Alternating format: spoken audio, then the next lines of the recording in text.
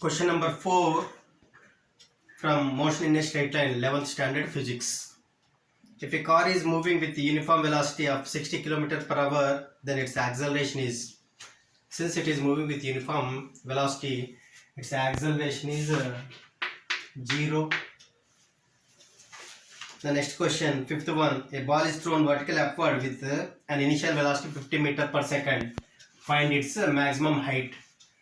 Formula for maximum height is h is equal to u square by 2g, where u is 50. 50 square is 50 into 50 divided by 2 into 10. 0 gets cancelled. 225 is 25 into 5 is 125 meter is the maximum height reached by the object. Question number 6. A particle moves in a straight line with an initial velocity 10 meter per second with an acceleration 2 meter per second. After time t, find the displacement of the object. So c is equal to ut plus half at square. U is 10, time is 5 plus half, a is also 2, t square is 5 square, 2 gets cancelled, 10 5s are 50 plus 25, that is equal to 75 meter is the displacement after 5 seconds. Question number 7. A body starts from rest and moves with uniform acceleration 2 meter per second. After time 10 seconds, find its final velocity. We can use this formula. V is equal to u plus at, where u is 0, a is 2 and t is 10. We get 20 meter per second as final velocity.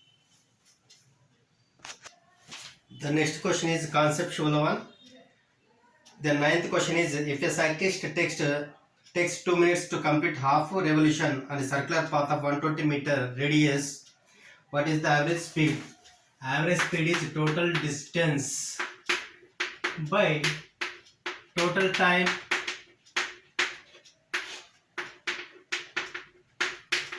Total distance is pi r by total time is 120 second. Pi is 3.14 into r is 120 divided by 120, that is equal to 3.14 meter per second. Question number 10 is a conceptual one. Question number 11. A particle moves along a straight line. If displacement is given as x is equal to 20 plus 12t minus t cube in meter, where x is in meter and t is in time, find the particle after what time it comes to rest. After what time the particle comes to rest. If I differentiate this equation with respect to time, I get a velocity that is equal to d by dt of 20 plus 12t minus t cube. D by dt of constant is 0 plus d by dt of 12t is 12 minus d by dt of t cube is 3t square. So v is equal to 12 minus 3t square. When the particle comes to rest, it means that velocity will be 0. If I equate this to 0, 12 minus 3t square is equal to 0. That implies 3t square is equal to 12. 3 4s, that implies t is equal to plus or minus 2 seconds. Minus negative time is not possible, so we get t is equal to 2 seconds. After time t is equal to 2 seconds, the particle comes to rest. The next question is, a car travels half the distance with velocity v and the remaining half the distance to velocity 2v. Find the average speed. Same formula we can apply. Average speed is equal to total distance by total time. The total distance is x and the time taken to complete first half with speed v is t1 and time taken to complete the next half with the speed 2v is t2. Now we have to substitute t1 and t2 in terms of x and v.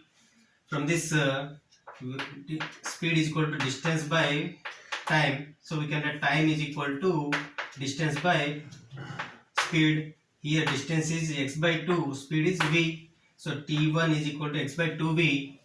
If I substitute x by 2v plus here t2, similarly t2 is equal to x by 2, velocity is here 2v is given, that will be x by 4v. If I substitute that value here, x by 4v, here if I take x by v common, I get 1 by 2 plus 1 by 4, x gets cancelled, so I get v in the numerator.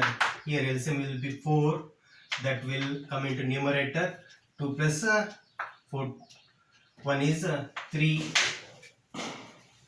4v by 3 is the average speed during the journey. The next question is, a car runs at a constant speed on a circular track of radius 100 meter and taking 62.8 seconds for every circular lap. Find its average velocity and average speed. Since it comes to the same point after every lap, average velocity will be 0 because displacement will be 0, and average speed is given by total distance by total time. Total distance travelled is 2 pi r and total time taken is 62.8 seconds. That is 2 pi is 6.28 into radius is 100 divided by 62.8. So 6.28 tens are 62.8. When 10 gets cancelled, we get 10 meter per second is the average speed. They have given displacement is 2t cube plus 5t square plus 16t plus 8. Displacement as a function of time, and we have to find the acceleration at time t is equal to 1.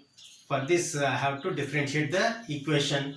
If I differentiate the displacement with respect to time, I get velocity is equal to d by dt of 2t cube plus 5t square plus 16t plus 8, that is equal to, this is 2 into 3t square plus d by dt of 5t square is 10t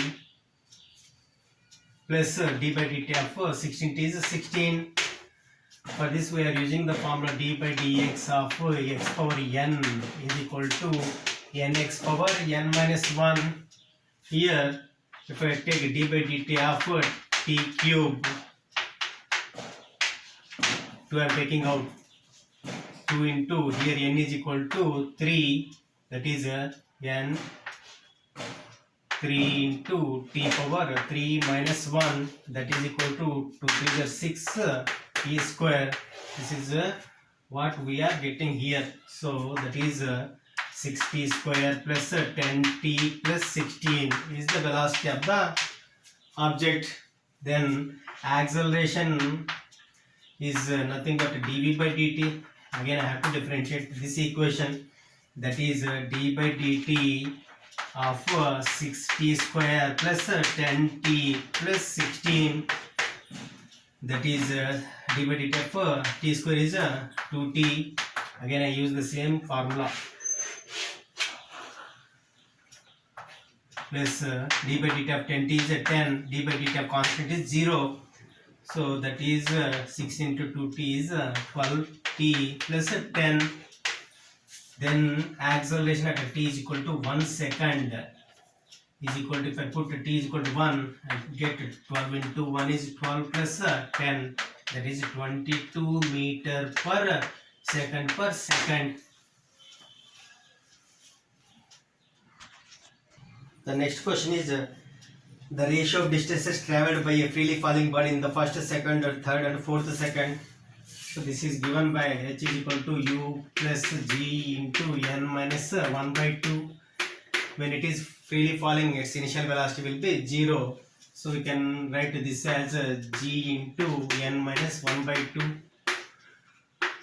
That this is for the first particle, g into first n1, that is 1 minus 1 by 2, that is equal to g by 2.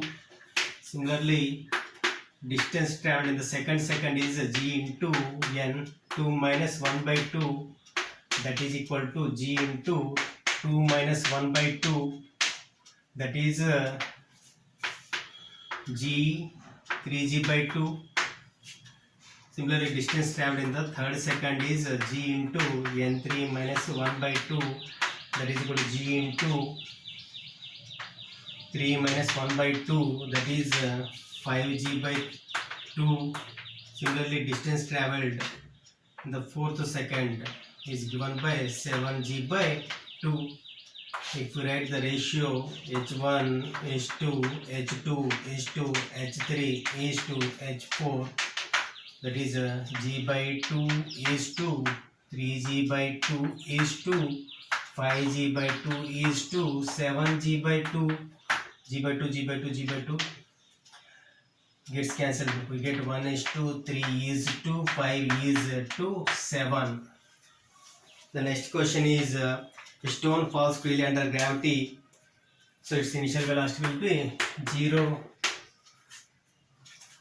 It covers the distances h1, h2 and h3 in the first 5 seconds, the next 5 seconds and the next 5 seconds respectively. The relation between among h1, h2 and h3 is, so distance traveled in the first 5 seconds is using the same formula, using this formula ut plus half gt square. Since u is 0, we can write half gt square, that is g by 2.